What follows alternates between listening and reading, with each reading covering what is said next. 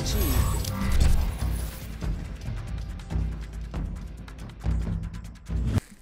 Welcome back to Kamikaze Overdrive MMA Predictions. As always, I am your host, Scott Johnson, and on this episode of the show, we're taking a look at the upcoming UFC on FX 7 Belfort versus Bisping card on January 19th, 2013. I'll be breaking down the 4 main card predictions on this episode. All of my preliminary picks will be available over at kamikazeoverdrive.net. Coming off a pretty decent showing at the final Strikeforce event, I went 8-3 overall. I'm really not going to brag it up because it was one of those events with a lot of heavy favorites. I took a couple chances with a couple of underdogs. Only one of them hit, which was Ryan Couture, and that was very questionable at best. And of course, Tarek Saffian upsetting Nate Marquardt in the main event, wrecking would have been a fairly profitable night overall. Either way, the bet packs didn't do bad. I had I had 3 value bets come through, 4 to 5 confidence picks hit the mark as well, so certainly some a decent night, and I think I had a couple prop bets come through. Either way, bet packs for UFC on FX 7 will be available over at kamikazeoverdrive.net, so please check them out. Also head over and check out the public picks. The public right now 0-2 in main events. They backed Junior Dos Santos, they backed Nate Marquardt. They've lost both of them, so hopefully they get back on track. So check out, I keep all the statistics as well. You can make your picks for each and every fight, see who the public's backing, and see the past history of what percentage of public being behind what fighter and how they fare in those scenarios. Either way, UFC on FX 7, 4 pretty good main card fights. Thank you very much to all of my sponsors, and it's time to get into my first prediction. Our first prediction comes in the UFC's lightweight division. Thiago Tavares, 21-4-1, battles Khabib, the Eagle Nurmagomedov, 18-0. Tavares coming off a decision win over Sam Stout and has won 2 in a row, while Nurmagomedov has started his UFC career with 2 straight wins, including a UFC 148 controversial decision victory over Gleison Tibau. Now, Tavares coming off a year layoff, hasn't fought since January 2012, but fighting at home in Brazil certainly will get him fired up, but there could be a little bit of ring rust played into this. Now, a very interesting matchup of grappling disciplines. Tavares is a BJJ black belt with 11 career submissions against Nurmagomedov, who's a combat sambo master and has won 7 fights by sub, including his UFC debut. Now, Tavares comes into this matchup averaging 3.37 takedowns per 15 minutes. Now, Nurmagomedov, the stats have him at 100% takedown defense, but I saw Gleison Tibau take him off his feet twice. They were very sloppy takedowns, and he did nothing with the position, and Khabib was able to get back to his feet almost instantly, so I don't know, they must not have counted those. But Tavares, he's taken down he has taken down everyone he's faced. He scored at least 1 takedown in all 12 of his fights, highlighted by 7 against Michihiro Omagawa, and he's fought some very good grapplers in this time. And actually, in 8 of his 12 fights, he scored at least 2 takedowns, so very good with his takedowns. He's a good shot, he drives very hard. Now, against Spencer Fisher, he did a nice job of pinning Fisher along the cage, elevating his legs, or controlling his legs and elevating his hips, and landing strikes, and Fisher had pretty much no answer for that, and it allowed Thiago to control and eventually finish his opponent from that position. Now, Nurmagomedov, on his side of the takedowns, he went 3 for 9 versus Kamal Shalarus, but 0 for 13 against Gleison Tibau. He couldn't get Tibau's a wall. He couldn't get him off his feet, and that's what it came down to, at least as far as the grappling was concerned. Tavares brings a 65% takedown defense into this fight, but Nick Lentz did have the most success, landing 4 takedowns against Thiago, so he is capable of taking Thiago off his feet. Now with Nurmagomedov, he put Shalarus and Tibau into the cage. He has a fast shot on a single leg, turns the corner very nicely, very smooth transitions on the ground. He sliced through Shalarus' guard very effectively in that matchup, moved him out, and then eventually the modified rear naked choke for the victory. On the feet, Nurmagomedov, significant power advantage with 6 knockouts to Tavares' 2, but Tavares is working to improve his striking, and you certainly see signs of that in his fights. Khabib is a very aggressive striker. He has good condition. He's able to maintain a pace. A couple weak points of his striking. He raises his chin when he's under attack. He has a tendency to swing very wildly, jumps into his punches a little bit, and he's vulnerable to being countered as he leans his head forward, but he's unorthodox, and that gives his opponents trouble sometimes. He throws everything with power. He dropped Shalarus with a left hook. He throws some nice kicks, and he punched off the break against Tibau and had a lot of success. Even though he wasn't getting his takedowns, he still did some damage from the position. Now, as I said, Nurmagomedov beat Tibau by being more active, but again, he didn't have a lot of success with his takedowns or his strikes for that matter in a lot of situations. Now, Thiago, nice series of hooks against Shane Roller hurt him. He landed a right hand with consistency against Sam Stout. He throws a lot of kicks. He moves very well, and he avoids damage. He's kind of a patient fighter, but he will slow down a little bit as the fight progresses. In the Roller fight, he was knocked out by a quick shot from Roller, and he got hurt by Sam Stout late in that matchup. And he seems to struggle a little bit under pressure, and he's not nearly as effective a fighter when he can't get his takedowns. Now, Nurmagomedov's unorthodox striking will make it very difficult for Thiago to defend against, and the pressure Khabib brings is something else will make it difficult, and he will defend the takedowns, which is something that will make it tough for Tavares to get his grappling game going. Thiago's a little bit too muscled for my liking. I think this will cost him here. He's actually a little bit shorter than Nurmagomedov, so the size will be a problem. I think Khabib will land one of those big shots and test Tavares' chin. So my prediction is Khabib Nurmagomedov to defeat Thiago Tavares by TKO. Up next, we're in the UFC's heavyweight division. Is Gabriel Gonzaga, 13-6-0, takes on Big Ben Rothwell, 32-8-0. Gonzaga made his return to the UFC at UFC 142 with a submission victory over Trinaldo Oliveira, while Ben Rothwell got back in the winning track with an impressive knockout victory in only 70 seconds at UFC 145 over Brendan Schaub. Now, Gonzaga, again, another one of these fighters, hasn't competed since January 2012, so he's been out for a year.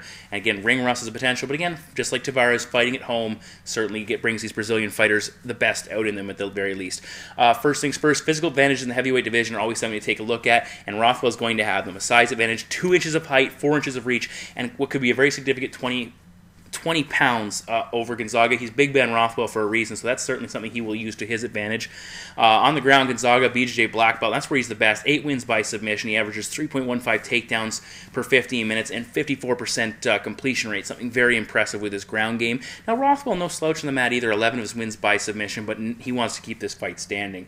Now, Ben Rothwell, he struggled with Cain Velasquez's takedowns because Cain was like a dog, continually coming after them. And Cain had a lot of success by shooting the takedown and then changing direction. And the pressure of Cain was what he had the most success with Ben Rothwell in that fight. But Ben was able to get up regularly, and he's very durable. He took a lot of abuse in that fight and kept coming back and kept coming back. Gonzaga on the feet, 5 wins by knockout. We saw that win over Mirko Krokop. But Ben Rothwell has the edge with power, 18 wins by knockout, including that impressive knockout of Brendan Schaub. Now, Gonzaga has power, but he was relying too much on his striking, especially heading into that Randy Couture title fight, and not enough on his grappling, which is something he needs, and it looked like he's gotten back to in his last fight. He does have some heavy leg kicks, but again, he wants to rely on his grappling, not his striking. Now, on the other side of things, Gabe's been stopped by knockout, TKO or knockout on 5 times. Twice against Fabricio Verdum in the Couture fight. Shane Carwin and Andrew Dos Santos all stopped him. Well, Rothwell, he's a very durable guy, but he has been shut down a couple times. 1 submission loss and 4 losses by TKO KO, but he's fought a lot more times. Multiple more times than Gabriel Gonzaga has. Coming to mind, Arlovsky and Cain Velasquez both stopped Rothwell by TKO. Gonzaga, he was struggling with the power when he fought Brendan Schaub and the pressure of Schaub. Schaub kept coming after him, and Gabe was covering up and not really offering a lot of offense. In the Couture fight, he was overwhelmed by the pressure and that, and he backs up too much. And he was struggling to get his takedowns again because of the pressure guys like Schaub and Couture were bringing against him. Now against Oliveira, where he got back to his grappling, he shot a single leg and took him down with relative ease, a body lock takedown, eventually leading to that rear naked choke victory, which was very impressive. Now for Ben Rothwell, when he fought Mark Hunt, a lot of people questioned him. But that fight was at high altitude, which is very difficult for anybody to fight, including these big heavyweights. His conditioning, as I said, looked bad. And in the Gilbert Ivo one, it looked too, but he was fighting hurt in that fight. And in both those matchups, he was focusing mainly on grappling, which takes a lot out of the heavyweights when that's all they do. And that's something that he won't be looking for here again. He wants to keep this fight standing. He looked much better in the Brendan Schaub fight, even though it went slow. It was a very short fight. He was moving more aggressively. He used a lot of head movement.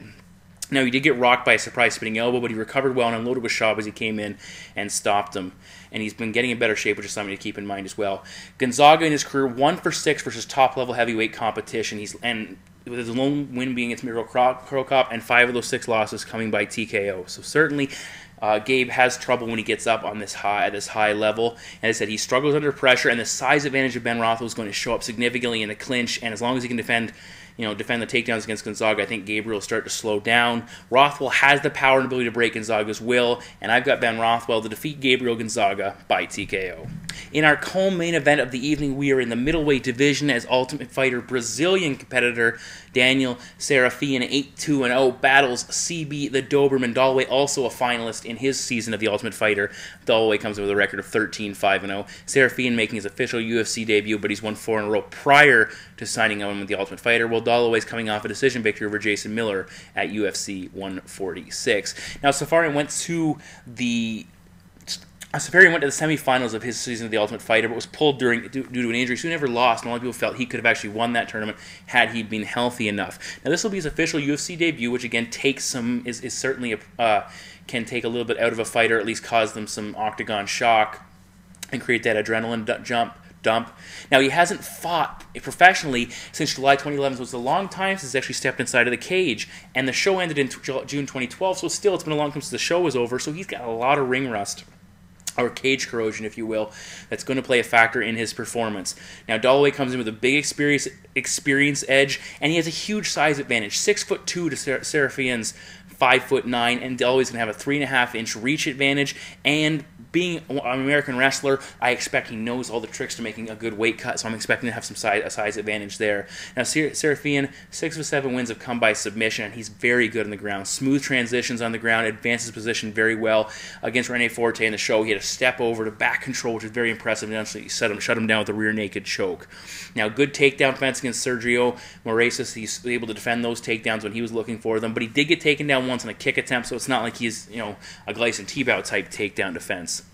CB Dollaway comes in, NCAA Division I wrestler, and it's a BJJ blue belt. So this guy's built for grappling. He's very good on the mat. There's no denying that, and that's something that Sarafian's going to have to deal with in this fight. On the feet, Sarafian moves very well. Got some heavy leg kicks. He likes to explode forward with quick combinations. He will use the tie clinch and knees. He's got a nice straight right, left hook, and he will throw a front kick, and he hit Moraes with that a couple of times as well. He also knocked out Moraes with a flying knee when he was ducking in for a takedown. I'm sure he'll be watching for that, as Dollaway will certainly be looking to get this fight to the ground at some point in time. Now, in Dollaway's last performance, he got rocked twice by Jason Miller, but he was able to survive, and he actually got caught in a guillotine following the first time he got knocked down, and he's able to survive. So his chin is certainly a question mark, and that's something to be watching for. Sarafian, even though he has no professional wins by knockout, he has the power to shut guys down if he lands. Now, Dollaway in that fight, he has a nice power takedown. He's very strong when he gets in. He controlled Miller on the ground. He transitioned him out effectively. He had top control, but he didn't throw a lot of offense. That's because Miller's a very dangerous guy to deal with on the ground. He's a veteran fighter, and even though he was fighting with potentially only one good leg, he's still a handful to control. CB has a nice long jab, and I think, even though the Mark Munoz fight was shut down early, I thought his striking looked very good in the very brief moments we saw in that fight. Again, I think ring rust is going to play up significantly into Daniel Sarafian's performance. It's his official debut and his first time fighting at home. He's fighting at home, which will help him against his debut. Significant size advantage again for Dollaway should show up, and experience, which is something I think will also play a role. And I think Sarafian will wind up being at middleweight welterweight before his career is over. Sarafian, his only 2 career losses have come against American-based wrestlers. That's what he's facing here. It's a whole new world when you fight Brazilian Jiu-Jitsu guys, and then you come up against American wrestlers. That's something certainly that's going to be an issue. I think Dollaway plays this one safe. I think he'll look to control, and as long as he can defend those takedowns and avoid getting clipped on the way in, I think he takes this. So my prediction is CB Dollaway to defeat Daniel Sarafian by decision. Finally, in our main event prediction of the evening, it's the middleweight division. Is the Phenom Vitor Belfort, 21-10-0, battles Michael the Count Bisping, 24-4-0. Belfort coming off that light heavyweight title fight loss to John Jones. Prior to that, he had picked up back-to-back wins at middleweight, while Michael Bisping coming off a win over Brian Stan, and he has won 5 of his last 6 fights. Very big matchup, because Dana White has made it perfectly clear that if Michael Bisping gets the win here, he'll get a shot at the title in Anderson Silva. I'll wait. I'll believe it when I see it, because we know what Dana White's history of giving title shots away to guys who supposedly earn them and then taking them away after they've won the fight is all about. Just ask Johnny Hendricks. Now, Bisping comes in with a slight edge in size at 6'2" to Belfort 6 foot, but Belfort just went almost 4 rounds with John Jones, so he's fought bigger guys before, so I don't think that'll actually show up that much in this fight. Now, these guys are a contrast in a lot of things. Belfort, 18 of his 31 career fights have ended inside the first round, while for Bisping, 13 of his 27 fights have gone into the second half. So these guys very contrast how their careers have played out and how their fights normally play out. Big question mark, Belfort's cardio versus Michael Bisping, and this is a 5-round fight. Michael Bisping, great conditioning, can go the full 5 rounds, should have no problem there if the fight goes that long. Belfort, not so sure. He's got a big question mark in that scenario, whether he can do that or not. Another contrast, Bisping is a volume-based striker. He averages 4.57 strikes per minute, which is a huge amount of strikes landed, and that's how he kills people with volume, not with the one-punch knockout power like Vitor Belfort does. He only puts up 1.35 strikes per minute, but you look at his knockouts of Yoshihiro Akiyama, Rich Franklin, and Matt Lindland. The guy puts guys away as soon as he touches your chin, so you got to be careful about that, and that's a big concern. Michael Bisping's chin. He's only been knocked out once, and that was against Dan Henderson when he landed his right hand, but there have been multiple occasions when he gets clipped in a fight, he gets hurt, and he needs to avoid that early rush that Vitor puts on guys. As you see Vitor pacing himself and looking for his opening, and then he just explodes and comes forward and lands big shots. Now, another area on the ground, Belfort and Bisping. How's their grappling matchup? Bisping has been really working on his wrestling. He's used a lot more takedowns of late. He landed 4 against Brian Stann, and Brian Stann's a big, strong guy, and Bisping just slammed into the mat. He used 3 against George Rivera, 5 against Vanderlei, and he worked very well along the cage. And I expect him to try and do that, take away some of Vitor's power and cardio and limit Vitor's opportunities to strike. Now, Vitor was getting mauled by Rumble Johnson early in that fight and taken down in control, but he was getting aided by some quick stand-ups and, of course, Rumble eventually gassing. Now, the armbar he threw in John Jones is certainly a warning signal, and Bisping needs to be very careful with that. You know, Vitor's a BJJ black belt, but he only has 3 wins by submission, but still very capable on the ground. That's something Michael Bisping needs to watch if he chooses to go that route and not stand with him. Now, again, Belfort's conditioning will have a major impact on this fight. If it holds up, he can end the fight at any point in time, but if not, Bisping will outwork him and potentially stomp him in the later rounds if he does gas. Now, while Bisping's chin does have a big question mark, he has only been knocked out the one time, and he looked good, and he looked very strong against Brian Stann. I guess he got buzzed a little bit in the first round, but he was setting down his punches and effectively landing a lot of shots. Now, another thing, Bisping, a 70% striking defense, and that makes it very difficult for Vitor to land shots and get in there. Vitor has very good hands, and he only needs one opportunity to win, one shot to win this fight and stop him out, but knock Bisping out. But his ability to win these fights, it diminishes with every minute that passes, especially with Bisping's cardio and him getting stronger, and if Belfort starts to slow down. You're looking at Vitor, roughly 4.5 years have passed since Vitor's won a fight that's gone beyond the first round. I think Bisping's going to be very aware of that and look to do that. It was a 2008 victory over Terry Martin, so not exactly against top-level competition. I think Michael Bisping's going to be very cautious in the opening round. I wouldn't be surprised if he's shooting very early on, trying to take him down and control him.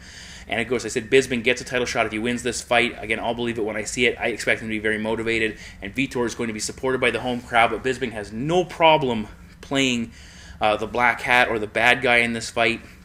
And I think Bisping has the tools to win this matchup, and he's one of the best fighters in the division, even though people don't give him credit for it. So my prediction is Michael the Count Bisping to defeat Vitor Belfort by decision. So those are my 4 main card predictions for the upcoming UFC on FX7 card. I will be giving all my preliminary pick predictions over at KamikazeOverdrive.net. Make sure you go over and do the public picks section. Check out all the statistics that have come off the first 2 events, the UFC 155 event and the Strikeforce event. Bet packs will be available as well. You can check out everything I have at the website. As always, thank you very much for listening, and I will see you right back here in a very short period of time as we have a lot of MMA on the horizon. Take care.